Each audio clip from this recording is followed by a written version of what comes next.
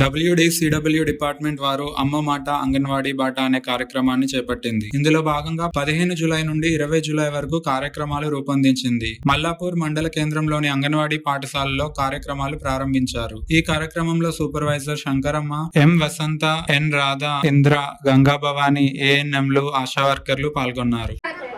doctor అమ్మ doctor,